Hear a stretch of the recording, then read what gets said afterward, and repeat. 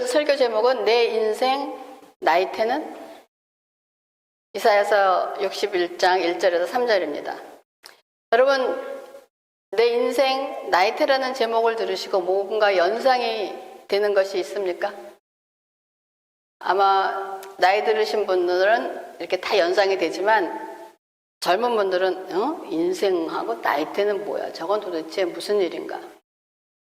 그림에서 보면 이렇게 이걸 우리가 나이테라고 그럽니다. 그렇죠? 근데 여러분 이 나이테가 무엇을 상징하는지 아십니까?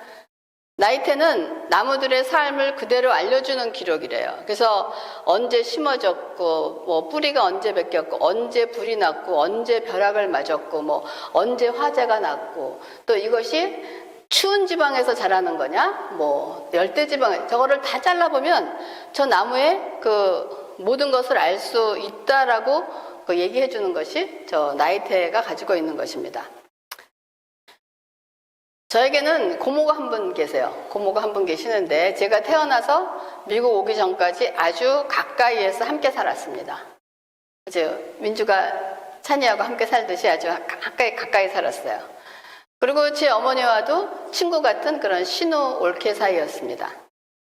이제 저 고모가 연세가 지금 이제 83인데 또 우리 고모가 저를 예수께 인도했던 인도자이기도 합니다. 그래서 제가 기억하기에 저희 고모도 아마 세상적으로 잘 나가다가 인생의 한 40 중반쯤 돼서 고난 가운데 주님을 만났습니다. 모든 재산이 다 날아가고 다 사업에서 그러고 난 다음에 이제 고모부가 사역 목회자로 부름을 받아서 목회하시다가 한 2년 전쯤 하나님 곁으로 가셨습니다. 그리고 지금은 이제 막내 아들이 목회자로서 한국 당진에서 당진교회라고 이제 거기서 이제 목회를 하고 하나님을 섬기고 있습니다. 근데 이제 며칠 전에 저희 어머니하고 통화하시면서 우리 고모가 언니 내가 이제 우리가 나이가 이렇게 되니까 이제 주님께 가까이 갈 날이 됐는데 자식들 속썩이지 않고 편안하게 있다가 갈게 이제 기도를 좀 하고 있는데 기도하는데 하나님이 그러시더래요. 너 교만하다 그러더라는 거야. 그러니까 이제 우리가 생각하는 성경적인 어떤 교만함 그런 그거보다도 교만하다 그러니까 자기가 이제 사람들한테 못되게 했던 거, 특히 자기 남편에게 못되게 했던 거, 그게 이제 막 생각이 난다는 거야. 그래서 자기가 그 얘기를 했는데 그래서 언니 내가 그래서 그걸 잘못했다고 기도를 했는데 회개도 안 되고 눈물도 안 나오고 이거 기도가 안 된다는 거야. 그렇다고 금연이한테 어떻게 기도를 해야 되는지 물어봐 달라고 이제 전화 통화를 했다 그럽니다. 우리 고모가 만약에 사람들에게 무례했던 상황을 쫙 나열해 갖고 기도한다고 그것이 해결이 될까요? 우리가 기도하라 그러면 그럴 거 아니야. 하나님, 내가 남편을 그냥 잔소리하고 못 살게 굴었던 거 그냥 했던 거 용서해 주세요. 이거 하지만 그걸로 어떤 해결을 안 얻어진다는 거예요. 그럼 이런 문제는 이 저희 고모뿐만 아니라 교회 다니는 많은 분들에게도 있는 공감되는 문제입니다. 이들이 신앙이 없느냐? 아니에요. 신실하고 성령도 충만하고 또 헌신된 삶을 사시는 분들인데 자기들의 이러한 문제에서 자유롭지 못하다고 자유함을 받지 못하고 있는 것입니다. 여러분 왜일까요? 왜 우리가 거기로부터 자유함을 얻지 못하고 있냐고요. 여러분, 구원은 예수님과의 만남으로 즉시 이루어지는 은혜의 선물이지만 구원이 우리의 정서적인 문제들을 즉시 해결해 주지 않는다는 것을 여러분 이해하셔야 돼요. 그러므로 그리스도인들이 성화되어가는 과정에서 단순히 외적으로 나타나는 행위를 보면서 어떻게 예수 믿는 사람이 어떻게 저럴 수 있나? 여러분 그런 거 생각해 본 적 있죠, 그렇죠? 아니 어떻게 예수 믿는 사람들이 저렇게 하면 정말 그 사람은 그 안에 예수가 없어서 그런 행동을 하는 사람도 있지만은 정말 잘 믿어보고 열심히 살아가는 삶 가운데서도 아니 어떻게 예수 믿는 사람이 저렇게 할 수 있나라는 생각을 할 때가 있습니다. 그럴 때 우리가 미스하는 부분이 뭐냐면 이런 사람들을 판단하거나 비난하지 말고 인내하면서 예수 믿는 사람도 그럴 수 있어. 그럴 수 있는 이유에 대한 바른 진단을 할 수가 있어야 됩니다. 여러분 이렇게 나무가 쭉쭉 멋있게 하늘을 향해서 서 있습니다. 그렇죠? 아주 멋있게 서 있는데 겉으로 보기에는 굉장히 멋있지 않습니까? 아주 쭉쭉 뻗어 있지만 하지만 이거를 잘라보면 그 속에는 여러 가지 아까 나이트가 본 것처럼 아픈 흔적이 남아있다는 거예요. 그래서 우리도 마찬가지입니다. 우리는 마치 가면을 쓴 것처럼 잘 감추어진 우리의 외적 내면에 보이는 것과는 다른 모습으로 우리 인생의 나이테가 기록이 되어 있다는 것입니다. 여러분, 우리 삶 속에서 빚어지는 모든 감정의 반응들, 기쁨도 있고 아픔도 있고 감사도 있고 이런 것이 굉장히 많이 있습니다. 이런 것들이 내 인생 나이트 속에 기록으로 남는 거예요, 지금 여러분. 기록으로 남아있고 여러분 지금도 기록되어 가고 있습니다. 그리고 앞으로도 계속 기록이 되어 가고 있다는 거예요. 여러분, 이 기록이 업데이트 되어 가면서 우리의 의식, 무의식, 잠재의식이라는 파일에 자동으로 세이브가 됩니다. 여러분이 알든지 모든지 그냥 자동 세이브가 되는 거예요. 자동으로 저장이 되는 거예요. 그래서 이 파일의 용량은 얼마나 되는 줄 아세요? 무한정입니다. 염려 안 하셔도 돼요. 우리가 이 저장된 여러분이 여러분의 컴퓨터나 마찬가지로 세이브된 파일을 전부 다 기억할 수 있습니까? 기억할 수 없죠. 그것처럼 우리가 이 기억 속에 우리가 상처받았던 것들이 기억 속에 희미해지면서 아무 일도 없었던 사람처럼 일상을 살아가고 있다는 거예요. 우리의 그 파일엔 전체적으로 다 그거 기록이 되어 있지만 무엇이 기록되어 있는지 잊어버리고 아무 일도 없었던 것처럼 일상을 살아가고 있다는 거예요. 근데 이 파일 안에 저장되어 있던 상처들이 그렇다고 해서 그것이 치유가 된 것이 아니라는 거예요. 그냥 마음속에 덮어진 채 억눌려져 있던 거예요. 그 파일 안에 있는 것이. 근데 어느 순간적으로 다가온 외부의 충격이 옵니다. 외부의 충격으로 예를 들면 어떤 말 한마디라든지 어떤 사람들은 비 오는 날이라든지 어떤 사람은 비가 오는 날을 보면 참 행복했던 기억이 나는 사람이 있는가 하면 비 오는 날 뭐 실연을 당했다든지 뭐 누가 배신을 때리고 갔다든지 그럼 비만 보면 어때요? 왜냐하면 옛날에 됐던 감정에 비만 보면 짜증이 나는 거예요. 그것처럼 이 파일에 저장되어 있던 상처에 클릭이 되면 이 클릭이 되는 순간 표현할 수 없는 고통과 분노를 일으키는 원인이 된다는 것입니다. 그러므로 이런 문제를 해결하기 위해서는 여러분 주일 설교 이 말씀 하나 듣는 것만으로는 해결이 되지 않는다는 거예요. 그러면 일반적으로 사람들이 가지고 있는 상처난 감정들이 어떤 것들이 있을까? 이렇게 상처 갖고 세이브되어 있는 그런 감정들이 뭐가 있을까? 여러분 모든 사람들에게 가장 공통된 상처난 감정 중에 하나가 뭔지 아세요? 자신의 가치를 인정하지 못하는 것입니다. 그래서 그거를 대표적으로 뭐냐? 열등감과 우월감이에요. 근데 열등감과 우월감은 정반대인 것처럼 보이죠. 근데 근본 뿌리는 같습니다. 다만 그 표현 방법이 어떤 사람은 열등감으로, 어떤 사람은 우월감으로 나온다는 거예요. 예를 들면 저희 고모, 제 자신을 포함해서 이 백시에 흐르는 아주 못된 습성이 하나 있습니다. 이게 뭐냐? 말로써 사람을 디스해갖고 상대방을 제압하는 거예요. 근데 말입니다. 이런 행위가, 내가 이 말로서 사람을 제압하는 이런 행위가 내가 정말 다른 사람보다 뛰어나서 그런 것이 아니라, 정말 잘나서 그런 것이 아니라 제 속에 있는 열등감 혹은 거절감에 대한 두려움을 들키기 전에 말로써 상대방을 디스해서 나를 보호하는 방법입니다.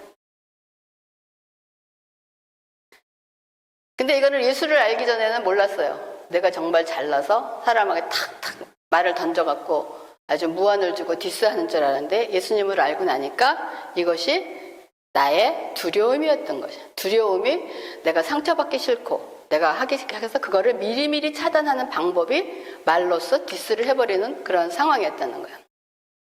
그래서 여러분 앞에 혹시 잘난 척하는 사람 만나면 그것 때문에 속상하지 말고 긍휼히 여기시기 바랍니다. 아, 불쌍하다. 그 사람은 그 잘난 척하는 소리가 뭐냐? 나 아프다. 나 무섭다, 두렵다, 나 좀 봐줘라 하는 그런 외침입니다. 그러니까 그런 사람이 그것 때문에 속상해하지 마시고 긍휼히 여기시기 바랍니다. 또 다른 종류의 또 이런 감정은 뭐냐면 완전주의자 컴플렉스입니다. 이런 사람들은 어떤 생각을 가냐, 나는 아무리 해도 안 돼 라는 내적 감정과 생각을 가진 사람들로서 이 사람들은 항상 애쓰고 노력하지만 항상 그 무엇인가가 부족함 때문에 죄의식을 갖고 있습니다. 그리고 꼭 뭔가를 해야 한다는 이 강박의식 속에 빠져있기 때문에 평안도 없어요. 만족이 없습니다. 그래서 이런 사람들이 그리스도인이 되면 자신의 그 완전주의적 기질을 하나님의 관계에 적용합니다. 그리고 하나님, 내가 지금 하나님께로 올라갑니다. 하나님을 기쁘시게 하기를 원합니다. 힘을 다해서 올라가지만 계시리라고 생각한 곳에 가니까 하나님 계십니까? 자기가 생각이 안 계신 거예요. 또 계단을 올라갑니다. 이런 사람들은 신앙생활이든 사람들과의 관계 속에서 항상 자신에게 들려주는 말이 뭔지 아세요?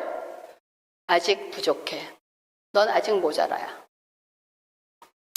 여러분 이제 새 부모가 됐으니까 얘기하는데 부모가 가장 잘하는 실수가 뭔지 아십니까? 여러분 자녀가 학교에서 공부를 잘해오면 80점을 받았든 90점을 받았든 잘한 것을 칭찬해 주세요. 근데 우리 부모의 욕심은 어떤 게 있는지 아세요? 좀 더 잘해주기를 원하니까 90점 맞아왔는데 야 다음엔 잘해갖고 95점 맞아. 이게 부모의 마음이에요. 근데 이거 절대로 하지 마세요.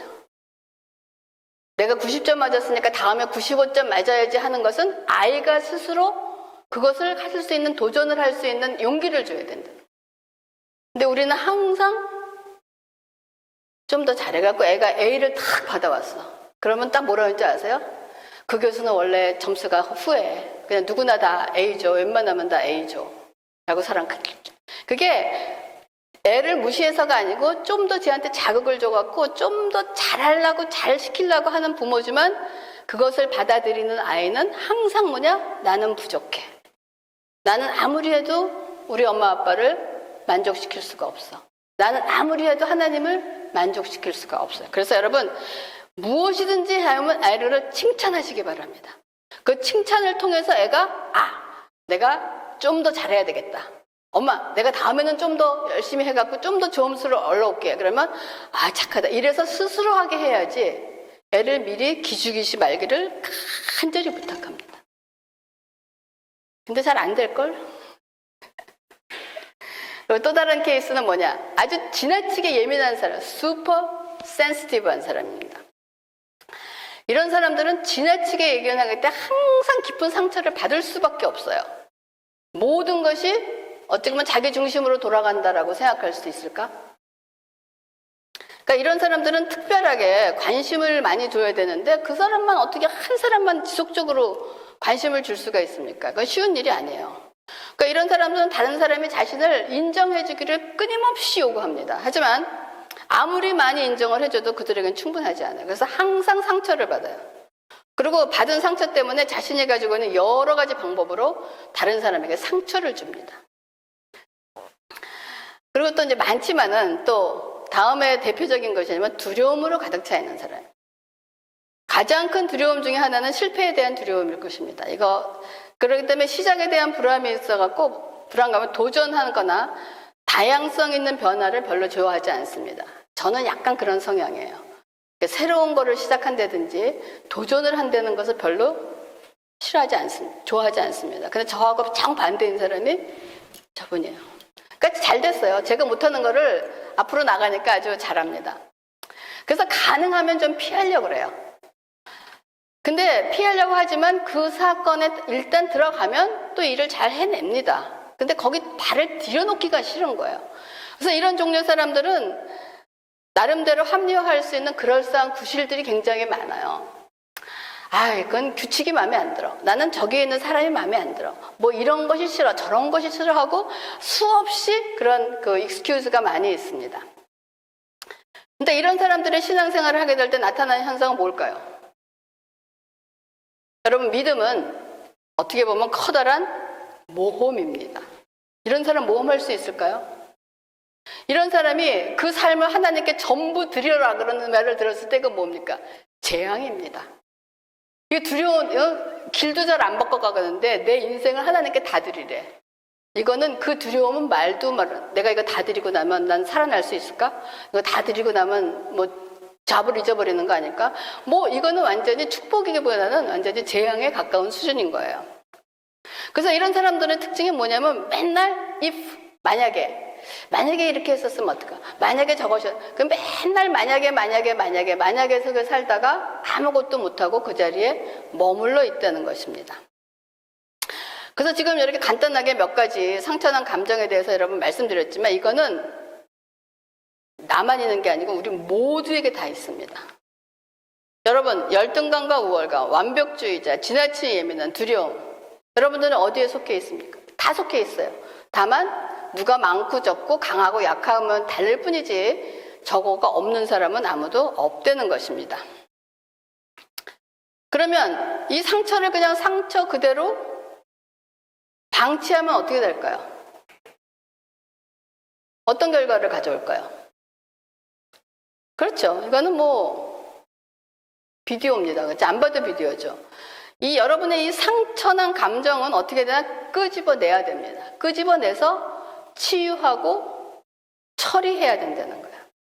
그렇다면 복음은 이런 여러 가지 종류의 정서적 상처를 경험하고 있는 사람들에게 줄 메시지가 있는가요? 복음은 이거를 해낼 수 있는가라고 물어보는 거예요. 하나님이 우리의 상처를 고치시겠는가?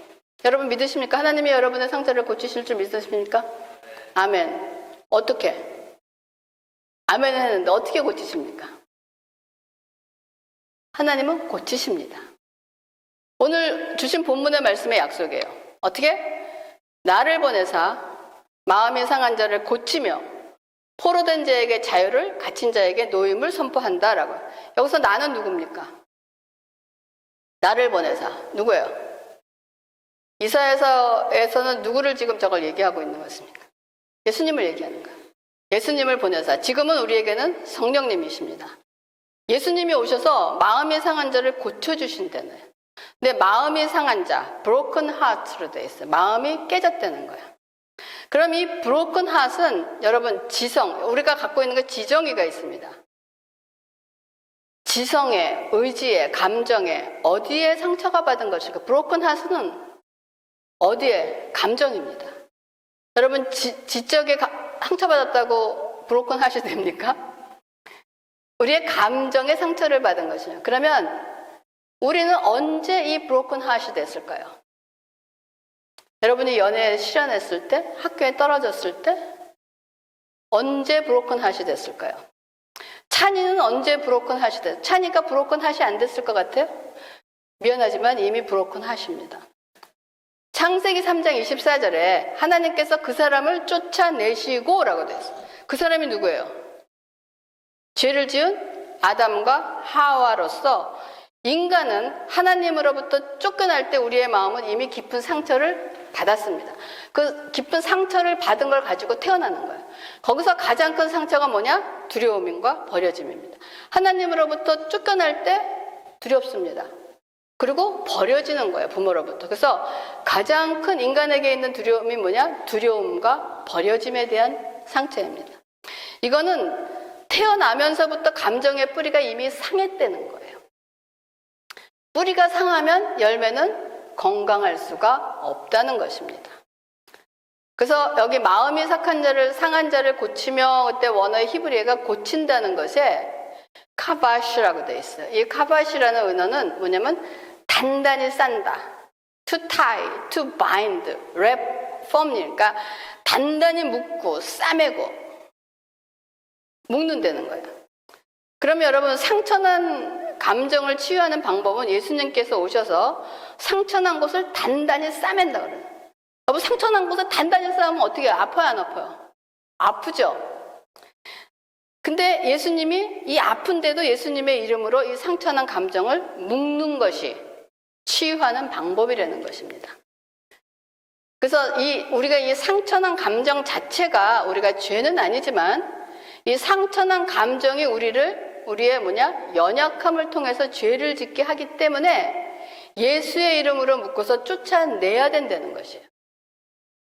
누가 뭐 상처 받고 싶어서 상처 받았습니까? 내가 상처받고 싶지 않은 상처인데 그거 왜 죄야? 라고 얘기하는데 그 자체가는 죄가 아닐지 몰라도 우리의 그 죄의 상처난 감정의 연약함을 통해서 마귀가 들어와서 우리를 포로되게 만들기 때문에 우리가 그걸 죄라고 얘기하는 것입니다.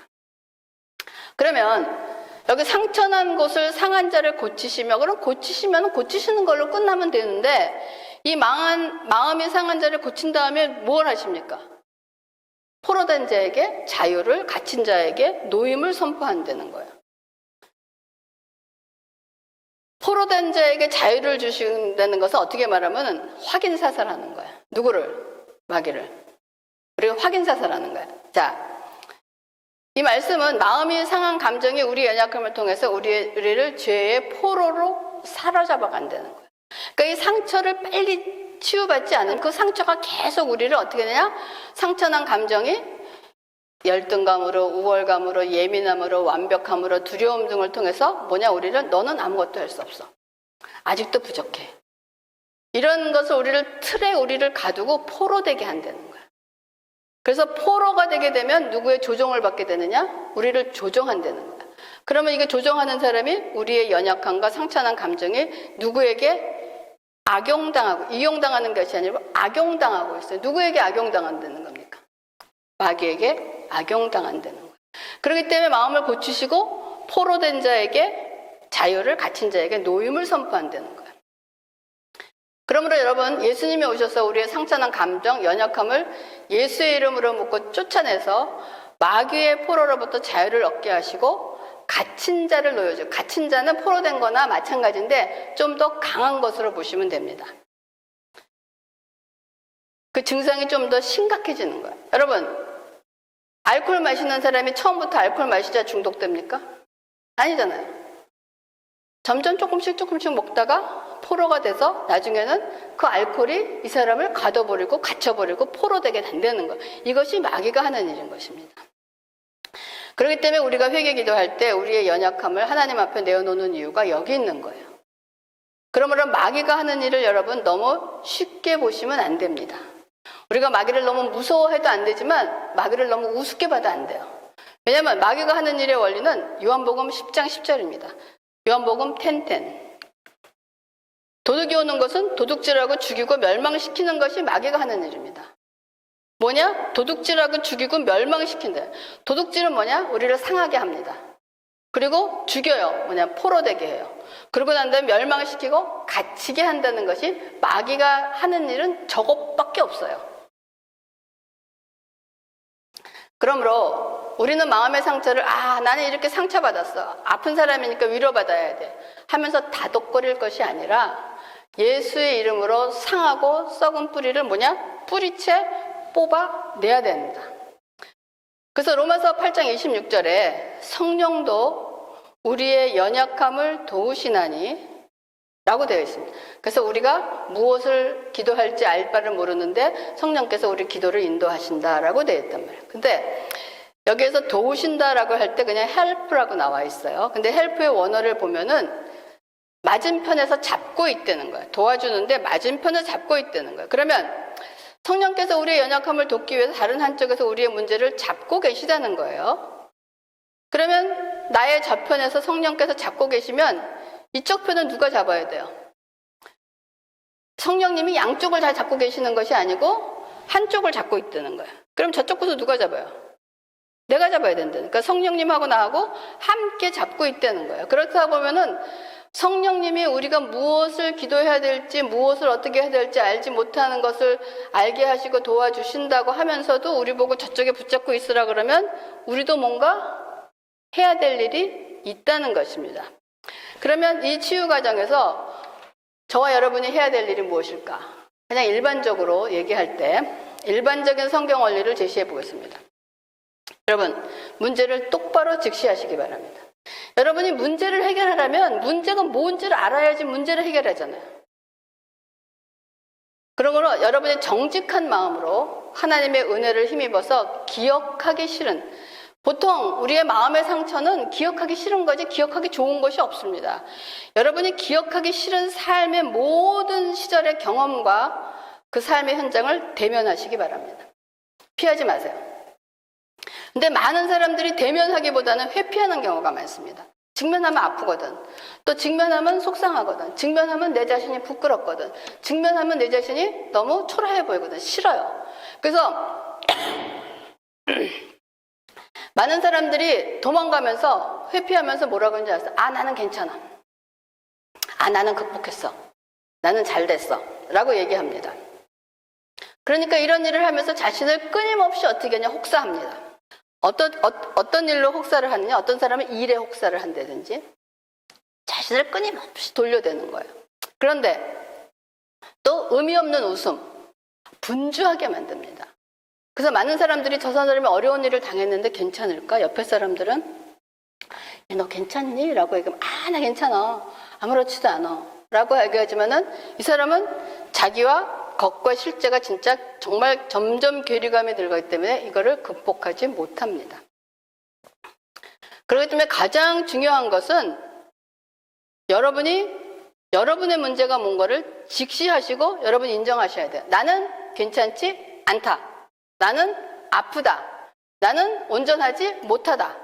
나는 상처 받았다라고 나 자신을 똑바로 먼저 직시하시기 바랍니다. 그리고 난 다음에 두 번째는 어떤 문제든지 자신에게 책임이 있다는 걸 여러분 인정하시기 바랍니다. 근데 책임지라 그러니까 좀 억울한 생각이 들 수도 있는 거야. 민주가 억울한가 봐. 이 말에 굉장히 동의해. 왜? 아, 내가 모르고 당했는데 그 사람이 나에게 어떻게 했는지 아십니까? 난 잘하려고 했는데 나는 피해자입니다. 억울해요. 그럴 수도 있어요. 하지만 그럴 수도 있고 사실일 수도 있습니다. 그런데 여러분 아무리 억울하다 해도 100% 책임이 없다고 말할 수 있을까요? 그러니까 내가 그 상황이 아무리 나에게 억울할지라도 그 선택은 누가 했느냐? 내가 한 거예요. 그러니까 내가 나쁜 선택하고 억울한 선택을 했어도 하나님 그 선택을 한 것은 제 잘못입니다라고 내가 그거를 인정할 수 있어야 된다는 거예요. 근데 이 책임을 진다는 것이 쉬운 일은 아닙니다. 그렇죠? 왜냐하면 책임을 진다는 것은 뭐냐면은 누구를 탓해야 되는데 탓할 사람이 없어지는 거거든. 그렇기 때문에 책임을 지려고 그러지 않는 거예요. 그래서 이제 문제를 똑바로 직시하고 자신에게 책임이 있다는 것을 인정하고 세 번째, 고침받기를 원하는 자신에게 스스로 난 정말 고침받기를 원하는가? 근데 생각보다 여러분 고침받기를 원하지 않는 사람이 많이 있습니다. 나는 고침받기를 원한다고 하지만 이렇게 마귀에게 딱 잡혀 있어서 고침받기를 원하지 않는 사람이 생각보다 많이 있다는 것입니다. 그래서 내가 진정으로 고침받기를 원하는가? 책임을 회피하지 않고 나의 질문을 직시할 용의가 있는가를 여러분 자신 스스로에게 질문해 보시죠. 난 정말 고침받기를 원하는가? 여러분 요한복음에 베데스다 연못가에 38년 동안 병을 앓고 있던 사람이 보시고 예수님이 그 사람에게 뭐라고 질문하셨습니까? 내 병이 낫기를 원하느냐라고 물으셨어요. 그때는 이 병자가 대답한 여러분에게 낫기를 원하느냐? 그럼 여러분의 대답은 뭐일 것 같아요? 예 아니면 노예요. 예스 아니면 노인데 이건 너무나 당연한 것 같은데 안 그렇다는 거예요. 이 사람이 이 병자가 대답한 건 뭔지 아세요? 주여 물이 그러니까 베데스다가 그 움직일 때 그런 전설에 여기 움직일 때 누군가가 거기다 넣어주면은 치료가 낫는 데는 그 말이 있었다니까. 주여 물이 움직일 때 나를 못에 넣어주는 사람이 없어서 내가 가는 동안 다른 사람이 한 먼저 들어가서 내가 물속에 들어갈 수 없어서 내가 이렇게 병을 못 고치고 있습니다 라고 얘기하는 거예요. 그러면 예수님의 질문에 맞는 대답을 하고 있습니까? 이 사람은 핑계를 대고 있어요. 내가 이렇게 아픈 것이 나를 누가 데려다 줄 사람이 없어서 내가 못하고 지금 다른 사람에 대한 핑계를 대고 있다. 우리의 영적 생활에 우리가 얼마나 다른 사람의 핑계를 대고 있나 여러분 한번 체크해 보시기 바랍니다. 즉 이 사람은 자신이 정말 낫기를 원하기보다는 평생 자신의 불행을 다른 사람 탓으로 돌리면서 38년을 살아가고 있다는 거예요. 그런데 그러면 이 말씀을 들으신 예수님이 이 사람을 치유한 방법이 뭐예요? 베데스다에다 갖다 넣으셨어요? 뭐라 그러셨어요? 성경을 알아야지 대답을 하지. 자리를 들고 일어나 가라라고 얘기했어요. 고침 방법이 중요한 것이 아니라 그 물속에 들어가는 것이 아니라 네가 진짜 고침을 받기를 원하느냐가 중요한 거라는 거예요. 그래서 여러분이 고침받기를 원하는지 자신에게 정말 스스로 질문하고, 네 번째, 문제에 관련된 모든 사람을 여러분 용서하시기 바랍니다. 이거 참 어려운 문제입니다. 다른 사람을 용서하기가 힘든 이유가 뭐냐면 아까 말한 것처럼 용서를 하면 책임이 전가할 대상이 없어지는 거예요. 내가 책임져야 된다. 그러므로 자신이 책임을 진다는 것과 다른 사람을 용서한다는 것은 어떻게 보면 동전의 양면과 같은 것입니다. 그런데 내 자신으로부터 용서가 이루어지지 않으면 고침을 여러분 받을 수가 없습니다. 그러니까 고침을 받는데 여러분 걸림돌이 된다는 거예요. 그래서 아무리 억울하더라도 대상을, 여러분에게 있는 문제에 관련된 모든 사람을 용서할 수 있기를 바라겠습니다. 그리고 다른 사람을 용서하고 다섯 번째, 자기 자신을 용서하라. 이거 굉장히 중요합니다. 어떤 사람은 자기 자신을 용서하지 못하는 사람이 있어요. 하나님이 용서해 주셨다는데 자꾸만 자기를 자꾸만 꺼내고, 하나님 나는 짜증날 거야. 내가 용서해 줬다는데 자꾸 꺼내갖고 문제를 또 내. 하나님이 용서해 주시고 잊어버리신 것을 우리가 스스로 다시 끄집어낼 권한이 없어요. 그렇기 때문에 다른 사람도 용서하지만 여러분 문제의 핵심이 무엇인지, 그것을 위해 어떻게 기도할지를 여러분 성령님께 구하시기 바랍니다. 이 스텝을 잘 밟아오시면서 마지막으로 성령님께 구하시기 바랍니다. 우리에게 문제가 무엇인지를 이해하고 어떻게 기도해야 되는 것을 아는 것은 굉장히 중요합니다. 그러니까 저희 고모가 어떻게 기도해야 할 것을 알고 싶다고 한 것처럼 우리 고모가 이거를 모르기 때문에 그냥 자기가 잘못한 거를 쭉 나열한다고 해도 감흥이 없는 거예요. 왜냐하면 원인을 치료하지 못했고 무엇이 문제인지를 똑바로 직시하지 못하기 때문에, 무엇이 문제인지 모르기 때문에 그것이 안 된다는 거예요. 그래서 여러분, 우리가 주 안에서 상한 심령을 치유를 받으면 우리 심령 안에 있는 상처 그 메모리 파일을 클릭하면 그것이 확 나오는 게 아니라 기록은 남아 있어요. 그 파일이 기록은 남아 있는데 컴퓨터가 뭐라 그러느냐? 이 파일은 오픈할 수가 없습니다 라고 돼 있는 거야. 기록은 남아 있지만 오픈할 수가 없다는 것은 더 이상 그 상처가 나를 어택을 못 한다는 거예요. 이것이 상처의 치유인 겁니다. 그 상처가 기억조차 없어지는 것이 아니라 파일에 남아 있지만 클릭을 하면 이거는 뭐 파일을 찾을 수가 없다든지 파일을 오픈할 수 없다라고 말하는 것이에요. 이것이 여러분 치유입니다. 그래서 여러분 더 이상 여러분의 그 상한 감정이 마귀가 악용할 수 있는 리소스가 되지 않도록 여러분 이 과정을, 여러분의 문제에서 그래서 여러분의 인생의 나이테, 여러분의 삶의 나이테가 성령으로 충만하면서 하나님의 기쁨으로 되는 그런 나이테가 돼서 나중에 하나님 앞에서 내 나이테를 쫙 잘랐을 때 딱 보니까 그냥 기쁘고 즐겁고 막 감사하고 하는. 그러니까 여러분들은 이렇게 젊어서부터 이렇게 하니까 얼마나 그 나이테가 하나님께 가까이 갔겠습니까? 우리보다 상처 없이 갔을 겁니다. 그래서 여러분 그러한 삶을 살기를 바라면서 앞으로 요 세세한 부분을 한 몇 번에 나눠서 여러분과 함께 나누겠습니다. 기도하겠습니다. 하나님, 오늘 이 시간 우리에게 마음으로 지어진 그런 모든 상처와 아픔을 예수님께서 오셔서 싸매시고 고쳐주신다 하셨습니다. 아버지 하나님, 상처난 감정을 이제는 하나님 앞에서 치유받아 더 이상 우리의 삶 속에서 아버지 그것이 작용하지 못하도록 예수의 이름으로 묻고 승리하는 우리가 될 수 있도록 인도하시고 축복하여 주시옵소서. 그래서 우리가 훗날 하나님 앞에 섰을 때 우리의 인생의 나이테가 하나님의 기쁨과 감사와 축복으로 가득 차 있는 나이테가 되게 하여 주시옵소서. 감사를 드리면서 모든 말씀을 예수님의 이름으로 기도합니다. 아멘.